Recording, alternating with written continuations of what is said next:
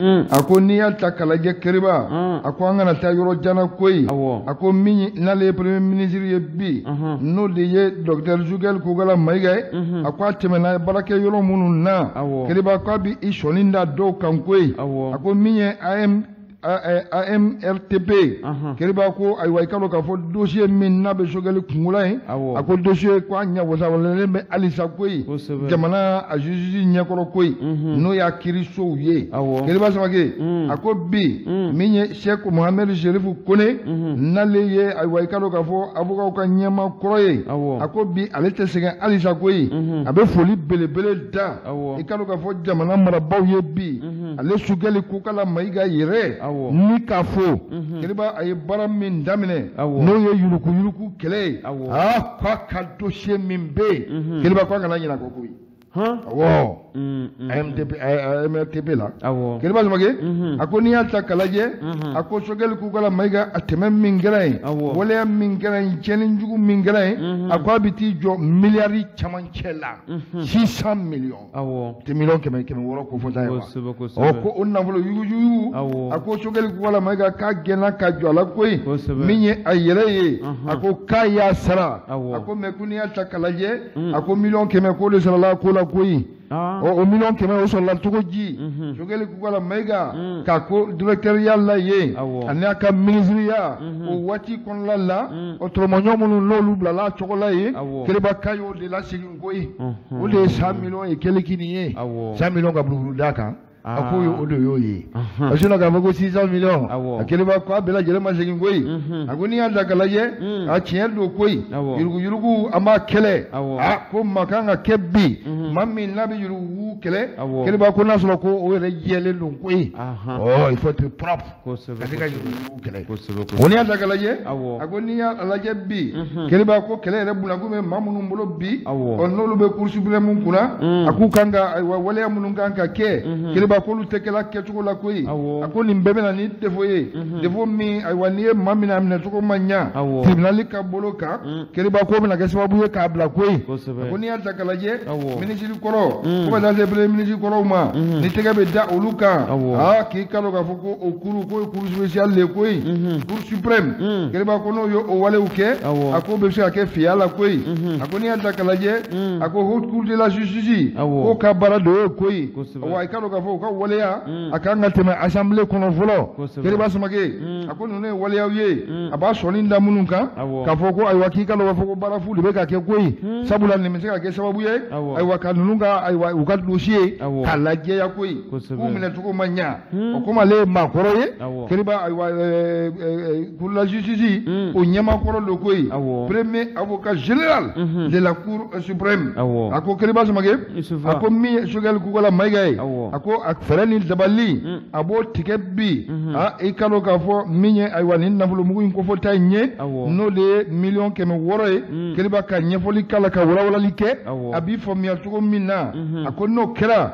k'i ka dɔn k'a fɔ premier ministre Zugel Kogala Mayiga i ye hɔrɔnya kɛ awa jamanadenw b'a dɔ ye koyi i ka dɔn k'a fɔ i ka waleya Keriba ko bi a b'i fo k'i waleɲuman dɔn koyi i bɛ baara min na mais i yɛrɛ ka ji ye fɔlɔ i yɛrɛ ka ji ye o ko jɛya a ko a bɛ bunakun bɛɛ de kan koyi maa kelen ko tɛ Keriba Samake parce que les semaines ko a ko min ye Zugel Kogala Mayiga ye a ko nin waati la ka to nin yɔrɔ bunakun kan Keriba ko i ka dɔn k'a fɔ ko dossier k'a bɛ halisa koyi le juge d'instruction du 5e cabinet du pôle économique et judiciaire ko mun na olu da de don o kɔni dossier lu b'o bolo ye ɲininkali gɛlɛn ko mun na o da de bi kosɛbɛ Fadili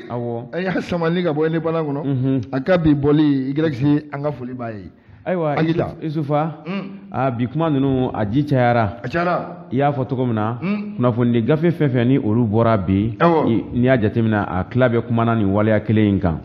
le sentinelle ale fɛnɛ kumana kelen kan sentinelle ale ye dɔ fɔ a ko kan Keriba b'a fɛ ka da tu min na ko Zugel Kogala Mayiga k'a ka tile 100 o dafalen k'a taara kuma jabaraninw kan k'a yira k'a fɔ ko ale tɛ se ka nɔ minɛ ko fosi ma ko n'i y'a ye ko olu b'u datu a ka nin na i n'a fɔ i bɔra k'a fɔ cogo min na i ye lakali min kɛ sisan sentinelle fɛnɛ nin bɛɛ fɔ tan ko Zugel Kogala ko a ka san kile kɛmɛ in kɔnɔna la ko ale lajɛyalen don min ye YM ye sa ale y'a yira k'a fɔ ko ni Choguel Kokala ko a jɛyalen don kɔrɔlen ko kuma minnu bɛ ka fɔ a kɔ ko Choguel Kokala ko maa bɛ ka kuma ale kan k'olu bɛɛ saralen don mɔgɔ wɛrɛw fɛ k'u bila ale la k'olu saralen don mɔgɔ minnu fɛ k'u bila ale la k'olu ye mɔgɔ minnu tɛ se k'i jɔ ale ɲɛkɔrɔ baara siratigɛ kɔnɔ la fasoba in kɔnɔ. YM ale de y'a yira k'a fɔ sisan ko n'i y'a sɔrɔ ko olu saralen don ka bila ka Choguel Kokala ka to a jogow la ni o ye nin tiɲɛli ninnu ye ko munna a tɛ plainte déposer olu contre la k'a y'a yira k'a fɔ ko ale tɛ plainte déposer ko Choguel y'o min fɔ k'a man kan ka o kɛ dɛ n'i y'a sɔrɔ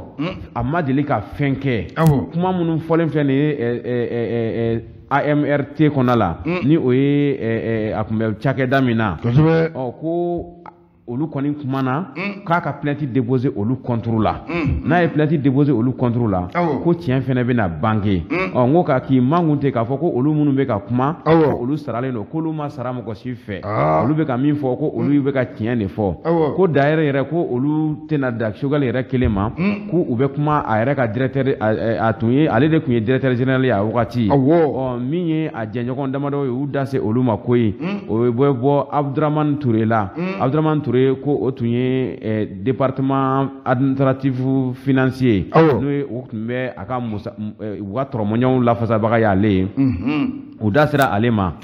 min ye Sidi Mohamed Nimaga ye ko a ka secrétaire général ko o fɛnɛ kan o fɛnɛ tun bɛ nin ko in kɔnɔ o mana na bɔ yen min fɛnɛ bilara ale nɔ la n'a a bɛ fɔ ma ko directeur par intérim ni o ye Hamadu Amion Gindo ko ni o tun ye u ka président du conseil d'administration ye dasira ninnu bɛɛ lajɛlen ma ka yira k'a fɔ ko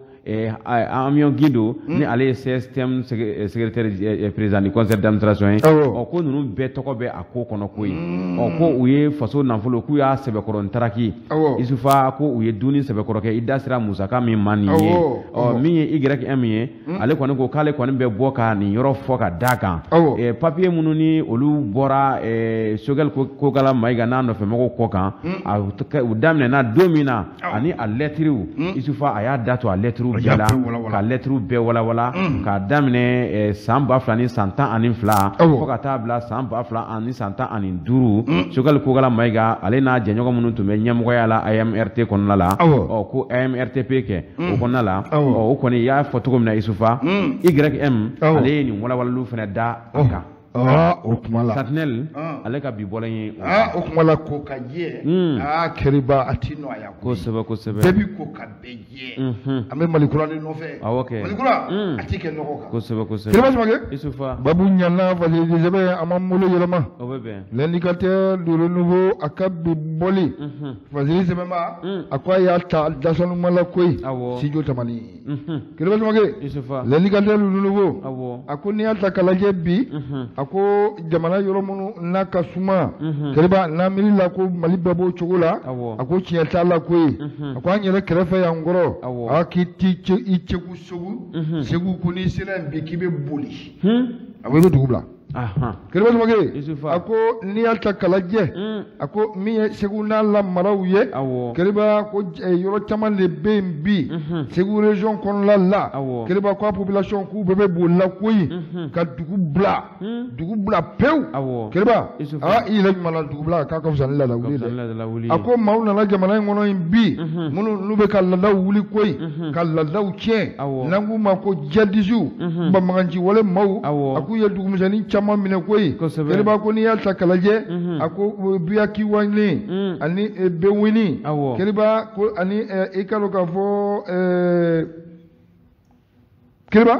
a ko n'i y'a ta k'a lajɛ ko ninnu dugumisɛnninw caman bɛ yen bi localité n'olu bɛ Masina fɛ Kɛriba ko a bɛɛ lajɛlen bɛ k'i vide bi kosɛbɛ koyi a duguden bɛɛ bɛ ka taa k'a sababu k'u mun ye dugu marabaga kuraw Kɛriba n'olu ye banbagaci wale maaw ye Kɛriba a k'u ye i ka dɔn k'a fɔ ci bila dugu kɔnɔ anw nana a ye na aw ɲɔngiri an ye a ye na ayiwa an ka sariya an ka kɛ ɲɔgɔn fɛ koyi a bɛ kɛ mun nɔfɛ Kɛriba Sumakɛ musow bɛɛ lajɛlen a ye fini bila u kunna awɔ kiriba télévision o tɛ filan ka dugu la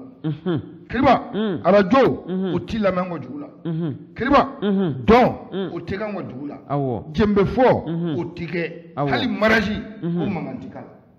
awɔ jɛnbɛ fɔ bisimilahi ka jɛnbɛ gosi k'i ka maraji don n'i y'o kɛ jalisiw bamananji wale maaw ɲɛna kiriba k'u b'i kun tigɛ a la wadiri ko ako togo di ako n'i y'a ta k'a lajɛ ako min ye i ka mɔnicɛ bugu keriba ka taa se tugu ma fo ka taa se suguba ma ani kɔnɔngo manenge keriba ani njwala ako ninnu bɛɛ lajɛlen bi keriba ko a dugu bɛɛ a cɛ maa ma n'a bɛ se ko la keriba maa ma n'a bɛ se ka taama min bɛ se ka ayiwa dɔɔni k'a yɛrɛ ye ko bɛɛ dugu ko bi maa minnu n'olu tora dugu kɔnɔ n'o y'an ka cɛkɔrɔba kofɔtaw ye ani musokɔrɔbaw ye ani i ka dɔn k'a fɔ nujuratɔw ye banabagatɔw ye kiriba minnu tɛ se ka taa a ko bi kiriba k'olu ta ye gɛlɛya dan ye koyi kiriba dumuni yɛrɛ k'a t'i sɔrɔ ka kɛ a tɛ ku i la hali ka butiginin dayɛlɛ k'i bɛ i yɛrɛ ka butiginin min bolo k'a dayɛlɛ k'i bɛ feere kɛ a tɛ ku i la a tɛ ku i la kiriba a tɛ ku i la abada ka daba da i kan na k'i bɛ bɔ ka taa foro la ayi k'o tɛ se ka kɛ kiriba samakɛ parce que lisima ko a ko n'i y'a ta k'a lajɛ bi a ko ninnu ye waleya ye waleya minnu n'a dogolen tɛ ayiwa jamana marabaaw la bi koyi waleyaw don waleya minnu n'u dɔnnen don u bolo wa u sigilen don k'o lajɛ mun de la hali bi anw bɛ ɲɔgɔn na yan élection bi kɛ wa a tɛ kɛ wa a ye taa ɲininkali kɛ ayiwa i ka dɔn k'a fɔ waibuya koyi ko a ye taa ɲininkali kɛ yala jamanadenw bi a ye t'olu lawuli k'u ɲininka ayiwa i ka dɔn k'a fɔ u ka dugu sigidaw la bi yala élection ko kuma bɛ yen bi wa ayi fɛn fɛn kuma bɛ yen bi o de ye lakana ye fɛn fɛn kuma bɛ yen bi o de ye an bɛ se ka bi dumuni kɛ cogo di ayi olu bɛ tɛ élection na o kiriba parce que lisima ko a ko n'i y'a ta k'a lajɛ bi yala i ka dɔn k'a fɔ élection bɛ se ka kɛ o yɔrɔ ninnu na yen wa a ko an ka jamana ɲɛmaaw yɛrɛ k'a lajɛ k'a fɛsɛfɛsɛ n'i y'a ta k'a lajɛ kiriba wa nin degun ninnu bɛɛ lajɛlen kɔfɛ kiriba ko téléphone min ye réseau ye kiriba k'u y'o bɛɛ tigɛ awɔ réseau fɛn fɛn b'a yɔrɔ la u y'a bɛɛ tigɛ an tɛna téléphone jo tɔgɔ fɔ sa mais ko réseau bɛɛ kiriba a ko nin ye waleya ye waleya min ayiwa ni gɛlɛya don bi kosɛbɛ ayiwa jamana ɲɛmaaw u ka wuli ka jɔ kɛ joona yaasa ayiwa nin ko a bɛ se ka dabila cogo min ayiwa jamanadenw bɛɛ ka ka jamana la wa bɛɛ n'a ka hakɛ don n'aw ka hakɛ ka d'u ma hakɛ ye mun ye lakana Fadili a y'a zama ni ka bɔ l'éducateur du nouveau kɔnɔ a ka bi bɔli an ka taa Sentinelle a bɛ n bolokɔrɔ halisa Isufa a ka bi bɔlen a kumana min ye fɛsɛfɛsɛli ye ka kɛɲɛ ni yuruguyurugu ye olu sirabolo kan Isufa BHM ni ale n'an tun b'ale wele ko Banque de l'Habitat du Mali BHM ni ale tɛ yen bilen ale yɛlɛmara ale farala banque wɛrɛ kan banque min ni o tɔgɔ ye ko BMS BHM ale kɔnɔ la n'i donna ale kɔnɔ Isufa ale tun ye banque ye banque min ni ale sigira Mali kɔnɔ san 1990 ani 60 san 1990 ani 96 o juillet kalo tile 3 Isufa banque in ale ni o ye 1996 ye ale sigira Mali kɔnɔ ka sababu kɛ waribon wɛrɛ de yɛlɛmara ka kɛ ale ye ni an tun b'ale waribon in wele ko SCPCE o ye société des chèques postaux et de la caisse d'épargne o de tun bɛ wele sanga ni waati Maliba in kɔnɔ ko la SCPCE SCPCE sa 96 kɔnɔna la ale yɛlɛmara ka kɛ BHM ye BHM ale ka baara ɲɛsinna mun de ma o ye ka ɲɛsin sokow ma ani maa minnu n'olu ka baaraw fana ɲɛsinnen don sow jɔliw ma ani minnu ta ye so location ye Isufa BHM kelen ale sigilen sa ka ta san 1996 la ka na bila san 2004 na Isufa vérificateur ka rapport min tun bɛ yen ale kɔ kan Isufa ale kɛra rapport dalen kɛrɛfɛ ka sababu kɛ a ko ma se ka lawaleya vérificateur général ale tun ye gafe min bɔ BHM kan isufa gafe in a tun cɛ ka jugu u ma kosɛbɛ ka sababu kɛ nafolo kasabi u y'u dafa la ko ye nafolo kasabi u y'a taga u ɲɛnasiraw fɛ ka k'u yɛrɛ mago ɲalan ye ɲɛmɔgɔ kunda o ko o ma se ka sira sɔrɔ an bɛ don min na ko bi ko tiɲɛ ko o seginna vérificateur général ma ko ye ka yira k'a fɔ ko a ye rapport min kɛ ka ɲɛsin BHM ɲɛmaaw ma ko a rapport nin ko a ko a ɲuguɲugu a lawulilen don tuguni dɛ vérificateur san 2000 ni san 4 ka taa bila san 2000 ani san 5 la a ye san 1 fɛsɛfɛsɛli de kɛ ka sababu kɛ ɲɛmaa kura min nana ka bila ɲɛmaa kɔrɔ nɔ la ɲɛmaa kɔrɔ yɔrɔ ale y'a daminɛ san 1996 kana bila san 2000 ni san 4 na san 2000 ni san 4 ɲɛmaa kura min sigira BHM kunna ale taara sɔrɔ Isufa fan bɛɛ kasa ye ka sababu kɛ tiɲɛli kɛlen don fan bɛɛ fɛ a fana y'a yira k'a fɔ ko ale hakili juru carilen don cogo min na ale tɛna se ka na i sigi ni tiɲɛli jugu nɔ la tan a ye wele bila vérificateur général ale ma o waati a yɛrɛ y'u wele kosɛbɛ k'u ka na k'ale sigalen don ko caman na yani ale ka taa ɲɛfɛ kɔfɛ u kana fɔ ko tiɲɛli u kana ale sen don a ko la jinɛ kana gɛn ka ale sigilen kan vérificateur nalen sa Isufa olu ka fɛsɛfɛsɛli kɛlen san 1 fɛsɛfɛsɛli u y'a yira k'a fɔ ko tiɲɛ yɛrɛ la ɲɛmaa in ale fɔra minnu kɔ ko u ye tiɲɛli kɛ fo damatɛmɛ wale caman u y'a yira k'a fɔ ko u ka baara kɔnɔna la k'u tun kɛlen don ka hali ka client dɔw ka juru kari olu kana k'a sɔrɔ client t'a kalama ni client nana k'u bɛna u ka ko tagabolo lajɛ u bɛ olu ka ko tagabolo jɛlen bɔ ka yira olu la nka min bɛ dogo la client tɛ o dɔn o bɛɛ kun ye mun ye walasa u bɛ se k'u yɛrɛ makaran fɛsɛfɛsɛli ma fɛsɛfɛsɛli ni o bɛ bɔ BCEAO yɔrɔ la BCEAO u m'olu ɲɛnamini sa wa ni nagamin ye sa wa a bɛ fɔ o de ma ko faux et usage de faux o de camanba de yera u nɔfɛ Isufa vérificateur ka baara min bɔra o la sa ko a yirala an bɛ don min na ko bi ko tiɲɛ yɛrɛ la ko a baara ninnu ko a yɔrɔ yera ko tiɲɛ don bi wa tiɲɛ don sini wa nin ko ninnu kan ka fɛsɛfɛsɛ ka ɲɛɲini ka ɲɛdɔn min ye sokow ye ko sow dira dɔw ma ka sɔrɔ Isufa k'olu yɛrɛ tɔgɔw tɛ yen sow dira dɔw ma ka sɔrɔ olu yɛrɛ o ye mɔgɔ fu de ye ko ye walasa u yɛrɛ bɛ se ka o ko ɲɛnabɔ cogo min na u y'a sow de don u y'u feere k'u wari ta de wa u y'u bila luwanse la u bɛ k'u wari de sɔrɔ wa Isufa ninnu bɛɛ lajɛlen ka kan ka fɛsɛfɛsɛ ka sababu kɛ ko musaka caman o tununna yen ko ye min ye vérificateur ye a wagati vérificateur n'an tun b'ale wele ko Sidi Soso Jara ko a ye baara min kɛ ko baara in ko a tiɲɛ k'a seginna a ma bi ko ye ka sababu kɛ fɛsɛfɛsɛliw olu bɛ ka kɛ cogo min na halisa u bɛ ka kɛ ten BHM ko la k'a ko ni a ko yuguyugura cogo min na sanga ni waati kunnafoni ko o bɛ di an ma ko ye k'a yira k'a fɔ ko affaire à suivre Sentinelle ale kɛlen don ka nin ko in ka wɔgɔ bɛɛ k'o da an ɲɛkɔrɔ bi babu ɲana Keriba Isufa fasilidi sɛbɛn an bɛ to a kɔnɔ indépendant a ka bi bɔli fasili sɛbɛnba Nasiri Jobu a ko an ka taa kunun an y'a fɔ yan Keriba Banbagaci wale maaw u ye waleya min kɛ Kayi sira la o Keriba ko ɲɛdɔnna la koyi a ko n'i y'a ta k'a lajɛ bi a ko ayiwa i k'a dɔn k'a fɔ tile kelen bonya k'u kɔfɛ a ko maa wulila maa minnu n'olu y'a jira k'a fɔ k'olu ka waleya don koyi o de ye les éléments du groupe de soutien à l'islam et aux musulmans Keriba n'an k'u ma ko GESIM Keriba k'olu de ye nin baara in kɛ koyi Keriba u y'a kɛ wa i k'a dɔn k'a fɔ u y'a yira fana koyi Keriba Samake a ko n'i y'a ta k'a lajɛ a ko militi ayiwa i k'a dɔn k'a fɔ militi 3-4 bɔɲɔgɔnko a ko ayiwa i k'a dɔn k'a fɔ waleya min n'a kɛra ayiwa i k'a dɔn k'a fɔ septembre kalo tile 29 a ko min ye GESIM ye Keriba k'u bɔra ni ka a revendiquer koyi min kɛra jamakulu masilen tabaw la n'o bɛ gendarmew ko fɔ ayiwa ko anw ka baara don awa an ye fɛn minnu sɔrɔ a la o de ye nin ye koyi jabaraninw sanfɛ Keriba Samake a ko n'i y'a ta k'a lajɛ a ko waleya min n'a kɛra awa an ka golo masilen tabaw la min ye kalo k'a fɔ Sebabugu n'o bɛ Kayi mara ko fɔ a kana Keleya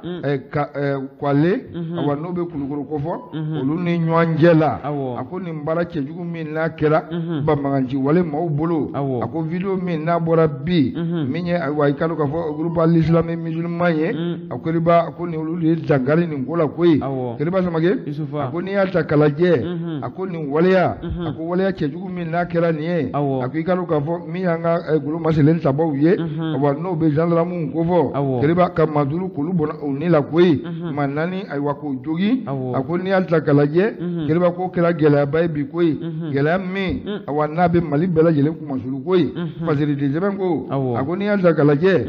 video in yɛrɛ sanfɛ sa n'o bɛ Nafiga bugu ko fɔ Keriba Samake Jahiliya bugu n'an k'u ma ko wasabugu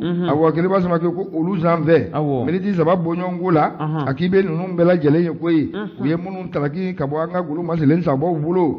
u ka fugariya yɛrɛ kɔnɔ Keriba ko u bɛ yɛlɛkɛ koyi o ni yira Keriba Samake a ko n'i y'a ta k'a lajɛ bi a ko fɛn min i kalo ka fɔ an ka golo maselen sabaw ye Keriba k'u ka wuli ka jɔ Keriba o de ye bi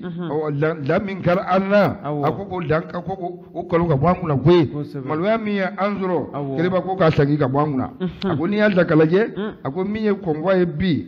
k'i kalo ka fɔ Kayi sira bi Keriba ko siman camion Keriba ko u jɔlen don fan bɛɛ de koyi aw bɛɛ sirannen don k'i kunda koyi ko ayiwa i kalo ka fɔ escorte o ka da an kan Keriba ko nin ye gɛlɛya ye gɛlɛya min n'a ma lajɛ ɲi ɲɛma jɔlen na bi Keriba waleya min kɛra nin n'a ma lajɛ ɲi ɲɛma jɔlen na a ko a gɛlɛya k'a bɛna fɛɛrɛ ka se yɔrɔ bɛɛ la koyi sabula i kalo ka fɔ an ka jamana kɔnɔ awa sojɔw bɛ sen na balo olu bɛna ka bɔ o sira nin fɛ Keriba Samake magoɲanfɛnw ni jamanadenw magoɲanfɛnw y' olu ye Keriba ko o caman bi a b'i bɔ Senegali ale sira fɛ ni k'i kunda Bamakɔ kan koyi a ko n'i y'a ta k'a lajɛ Bamakɔ ni Dakari cɛ o siraba kelen Keriba ko siraba min don jamana ka nafasɔrɔ sira don koyi ka bɔ nin sira ninnu awa ninnu kan ka lakana cogoya bɛɛ lajɛlen na koyi a ko bi min ye banbagaci wale maaw ye Keriba k'i kalo k'a fɔ jamana kɔnɔ yanfan a n'a camancɛ siran tun bɛ k'o de la bi an bɛ yɔrɔ min na ko bi n'a fɔra ayiwa yɔrɔ minnu n'o bɛ Kayina maraw ko fɔ fo ka taa se Sikaso maraw la Keriba Samake fasiridi sɛbɛn ko a ko bi a jɔrɔ bɛ maa la maa sirannen don koyi